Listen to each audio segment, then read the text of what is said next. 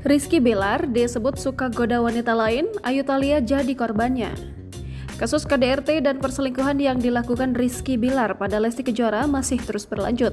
Yang terbaru, Rizky Bilar telah ditetapkan sebagai tersangka pada kasus tersebut pada Rabu 12 Oktober 2022 malam. Selain itu, kasus tersebut juga menyeret nama selebgram Ayu Thalia. Ayu Thalia dituding menjadi orang ketiga dalam rumah tangga Rizky Bilar dengan Lesti Kejora. Kecurigaan warganet muncul akibat unggahannya dengan lelaki 27 tahun itu di Instagram pada 7 September 2022 lalu. Dalam unggahan tersebut, pemilik akun Tata Anma terlihat berdiri berdekatan dengan Rizky Bilar. Namun dengan cepat, Ayu Thalia membantah tudingan tersebut. Yang terbaru, Ayu Thalia membongkar kelakuan dari Rizky Bilar. Ayu Thalia menyebut Rizky Bilar suka menggoda wanita lain.